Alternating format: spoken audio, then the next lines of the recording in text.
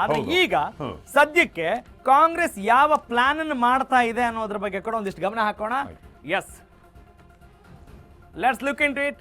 ಕಾಂಗ್ರೆಸ್ ಭದ್ರಕೋಟೆ ಅಫ್ಕೋರ್ಸ್ ಸತತ 4 ಬಾರಿ ಈಗ ಚುನಾವಣೆಯಲ್ಲಿ ಗೆಲುವು ಸಾಧಿಸಿರೋದಲ್ಲಿ ಕಾಂಗ್ರೆಸ್. ಆದರೆ ಅನುಕಂಪದ ಅಲೆ ನಿಜಕ್ಕೂ ವರ್ಕ್ ಆಗುತ್ತಾ? ಯಾವಾಗಲೂ ಕೂಡ ಅನುಕಂಪದ. ಅಫ್ಕೋರ್ಸ್ ಇಲ್ಲಿ ಬಾಗಲಕೋಟೆ ಆಗಿರ್ಬೋದು, ದಾವಣಗೆರೆ ಆಗಿರ್ಬೋದು, ಅಲ್ಲಿಯ ಶಾಸಕರ ನಿಧನದಿಂದ ತೆರವಾದಂಥ ಈ ಕ್ಷೇತ್ರ 40% ಅಲ್ಪಸಂಖ್ಯಾತರು, ಹಿಂದುಳಿದ ಮತ್ತು ದಲಿತ ಸಮುದಾಯಗಳ ಬಲ ಕೂಡ ಇಲ್ಲಿದೆ. ಅಂದರೆ ಕಾಂಗ್ರೆಸ್ ಯಾವ ಲೆಕ್ಕಾಚಾರದ ಮೇಲೆ ಈಗ ಟಿಕೆಟ್ನ ಫೈನಲ್ ಮಾಡುತ್ತೆ ಅನ್ನೋದನ್ನ ನೋಡಬೇಕಾಗಿದೆ.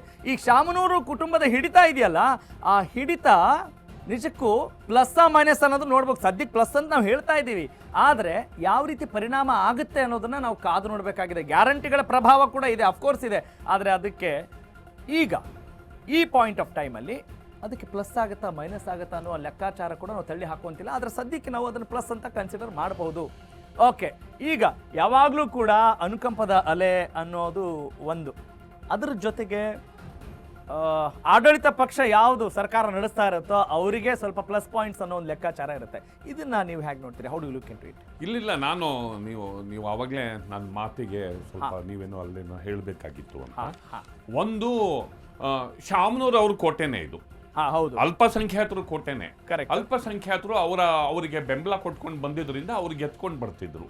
ಆದ್ರೆ ಈ ಬಾರಿ ಭಾರತೀಯ ಜನತಾ ಪಕ್ಷಕ್ಕೂ ಗೆಲುವು ಅಷ್ಟು ಸಲೀಸಲ್ಲ. ಇಲ್ಲಿ ಹೇಗೆ ಗೊಂದಲ ಉಂಟಾಗಿದೆಯೋ ಅದರ 2 ಪಟ್ಟು ಗೊಂದಲ ಬಿಜೆಪಿನಲ್ಲೂ ಇದೆ. ಬಣ ರಾಜಕೀಯ ಇದೆ.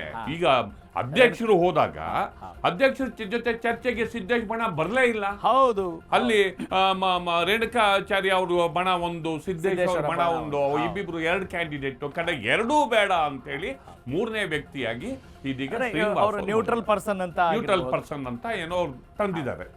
ಇಲ್ಲಿ ಸುಮಾರು 31,729 SC ಮತಗಳಿವೆ. ST ಮತಗಳು, ಪರಿಶಿಷ್ಟ ವರ್ಗಕ್ಕೆ, ವಾಲ್ಮೀಕಿ ಸಮುದಾಯಕ್ಕೆ ಸೇರಿದಂಥ ನಾಯಕರು ದಾಸ್ ಕರಿಯಪ್ಪ ಅವರು. ST 31,729 ಇದೆ. 729 ಇದೆ. ಇವು ಸಾಮಾನ್ಯವಾಗಿ ಅವು ಕಾಂಗ್ರೆಸ್ನ ಅಹಿಂದ ಮತಗಳ ಜೊತೆ ಸೇರ್ಕೊಂಡು ಹೋಗ್ತಿದ್ದ ಮತಗಳು. ಸರ್, ಇದು ಯಾವಾಗ ಬ್ರೇಕ್ ಆಗ್ಬೋದು? ಸುಮ್ಮನೆ out of curiosity I am asking. ಈಗ ನೋಡಿತಾ ಅಲ್ಲ, ನೀವು ಪ್ರಶ್ನೆ ಕೇಳಕ್ಕಿಂತ ಮೊದಲು ಈ ಮತಗಳನ್ನ ಟಾರ್ಗೆಟ್ ಮಾಡಿದ್ರೆ ಲಿಂಗಾಯತ ಮತಗಳು ಮತ್ತೆ ಬೇರೆ ಅಹಿಂದ ಮತಗಳನ್ನ ಸ್ವಲ್ಪ ಬ್ರೇಕ್ ಮಾಡಿದ್ರೆ ನಮ್ಮ ಕ್ಯಾಂಡಿಡೇಟಿಗೆ ಅನುಕೂಲ ಆಗಬಹುದು. ಇಲ್ಲಿ ಬಿಜೆಪಿ ಗೆಲ್ಲಬಹುದು ಮತ್ತು ಕಾಂಗ್ರೆಸ್ನ ಗೊಂದಲದ ಲಾಭವನ್ನ ಪಡ್ಕೋಬಹುದು ಅನ್ನುವ ಒಂದು ಸ್ಟ್ರಾಟಜಿ ಬಿಜೆಪಿ ಇವತ್ತು ಕ್ಯಾಂಡಿಡೇಟ್ ಅನ್ನ ಫೀಲ್ಡ್ ಮಾಡೋದ್ರ ಮೂಲಕ ನಮಗೆ ಗೊತ್ತಾಗ್ತದೆ. I got it, I do agri. ಆದ್ರೆ ಈಗ ಮತ್ತಷ್ಟು ಅಂಶಗಳನ್ನ ನಾವು, ಅಂದ್ರೆ ಈಗ ಬಣ ರಾಜಕೀಯಕ್ಕೆ ಒತ್ತು ಕೊಡಬಹುದಾದಂತ ಸೆಲೆಕ್ಷನ್ ಏನಾದ್ರು ಆಗ್ತಾ ಇದೆಯಾ ಅನ್ನೋ ಒಂದು ಅನುಮಾನ. ಯಾವ ಕಾರಣಕ್ಕಾಗಿ ಅಂತ ಹೇಳಿದ್ರೆ, ವಿಜಯೇಂದ್ರ ಅವರು ಅಜಯ್ ಕುಮಾರ್ ಅವರ ಪರವಾಗಿ ಇಲ್ಲಿ ಟಿಕೆಟ್ ಕೊಡಿಸ್ಬೇಕು ಅಂತ ಅವ್ರ ಪರವಾಗಿ ಅವ್ರು ಹೋರಾಟ ಮಾಡ್ತಾ ಇದ್ರು ಅನ್ನೋ ಒಂದು ವಿಶ್ಲೇಷಣೆ ಇದೆ. ಆದ್ರೆ ಅವ್ರಿಗೆ ಕೊಟ್ಟಿಲ್ಲ.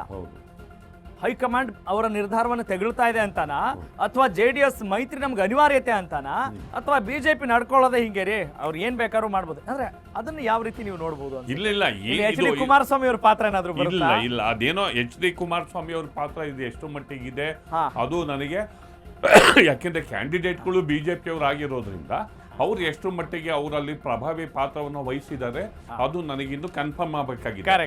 ಬಟ್ ಬಿಜೆಪಿ ಮತ್ತು JDS ಇಬ್ರು ಸ್ಟ್ರಾಟಜಿಕಲ್ ಆಗಿ ಒಬ್ರು ಜೊತೆಗಿದ್ಬಿಟ್ಟು ಫೈಟ್ ಮಾಡ್ತಿರೋದ್ರಿಂದ ಇಬ್ರು ಕುತ್ಕೊಂಡು ಚರ್ಚೆ ನಡೆಸಿ ಈ ಕ್ಯಾಂಡಿಡೇಟ್ ಅನ್ನ ಹಾಕೋದ್ರಿಂದ ಅನುಕೂಲ ಆಗುತ್ತೆ ಅನ್ನೋ ಚರ್ಚೆ ನಡೆದಿರಬಹುದು. ಸರ್, ಹಾಗಾದ್ರೆ ಓಕೆ, ಈಗ ಚರ್ಚೆ ನಡೆದಿರಬಹುದು ನಿಜ, ಆದ್ರೆ ರಾಜ್ಯಾಧ್ಯಕ್ಷರ ಪಾತ್ರ ಅಷ್ಟಿಲ್ಲ ಅಂತೀರಾ? ರಾಜ್ಯಾಧ್ಯಕ್ಷರು ಬಿಜೆಪಿ ರಾಜ್ಯಾಧ್ಯಕ್ಷರು ಈಗ ಸಹಜ, ಅದು ರಾಜ್ಯಾಧ್ಯಕ್ಷರ ಪಾತ್ರ ಇದ್ದೇ ಇರುತ್ತೆ.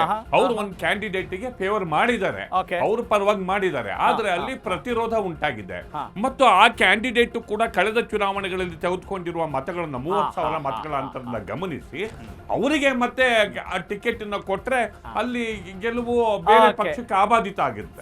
ಆ ಪಾಯಿಂಟ್ ಕೂಡ ಕನ್ಸಿಡರ್ ಆಗುತ್ತೆ.